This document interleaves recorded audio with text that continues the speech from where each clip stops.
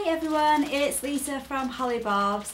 Today I'm doing a little travel video. I've been asked by Accor Hotels to share my 3 favourite things in my favourite city.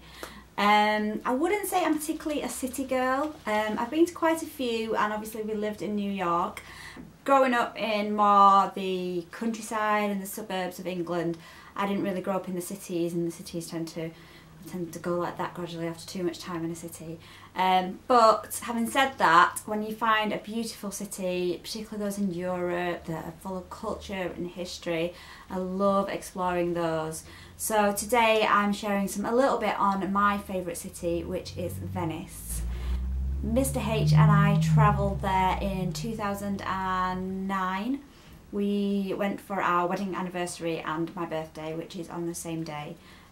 We decided to take a trip to Venice because we'd never been, and it's a place I'd always wanted to go. And we had the most amazing long weekend there. It was beautiful, and ever since I've wanted to go back. So here are the reasons that I love Venice.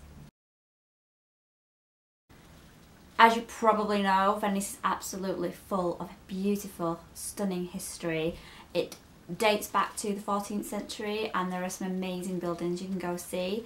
Even if you're not a fan of culture and history, which I wouldn't say my husband is, it's still amazing to go there and see it all, and he still enjoyed himself and loved every minute of it.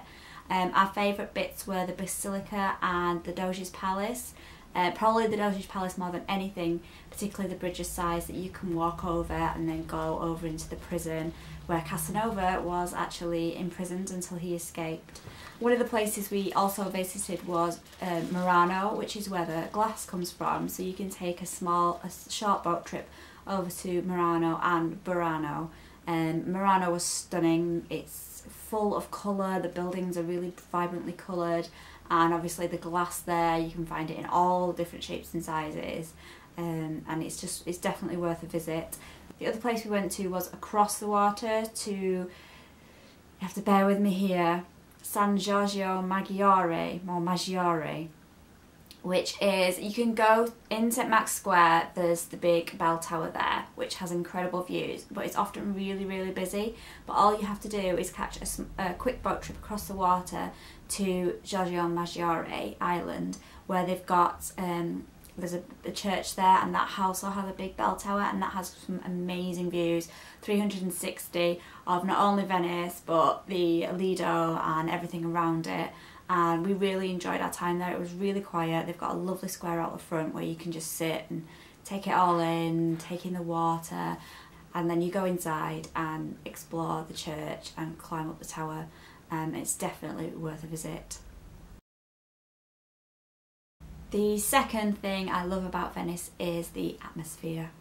There's nothing like it. You cannot describe it until you've been there. There's just a sense of culture and history, and there's something so awe-inspiring about going to Venice, and it really does live up to expectations from the moment you actually see the silhouette of all the beautiful buildings from the mainland when you arrive, and then the boat trip towards it.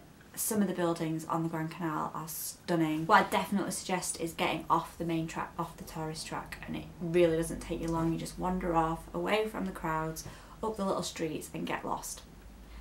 And you'll find some amazing places. We came across a beautiful little crepes stand where they made gorgeous crepes for breakfast one morning, and some little shops that sell some of the Murano glass and other little treasures that you can only find in Venice, and is definitely worth exploring. Third favourite thing about Venice is the romance. Whilst Paris may be the romance capital, there's nothing like Venice to me. Taking a gondola ride on the waters, we found a guy who was not on the Grand Canal, he was on one of the little side streets, and he took us round the back rather than going on the main track, and it was beautiful. We didn't pass anybody else. He even sang. It was just amazing. I would definitely suggest exploring Venice by night. It's the lighting sort of diffused and it bounces off the water. Where it's really quiet in Venice on a night, so you can just wander around it casually, go to St Mark's Square, take in the music that drifts from the cafes there and all the buildings lit up. It's just amazing. I wouldn't visit Venice with anybody but my husband because it's just such a beautiful romantic place.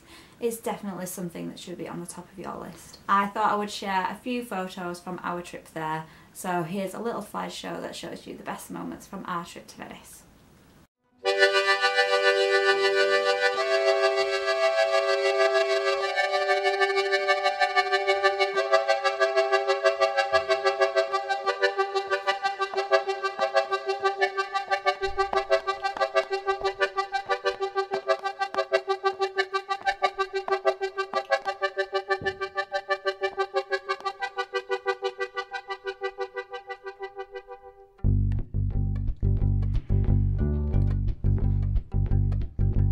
Vega lo primo bacio che ha mai dato, vega lo primo bacio che ha mai dato, no terremoto, no terremoto, no terremoto per la vita mia, no terremoto per la vita mia.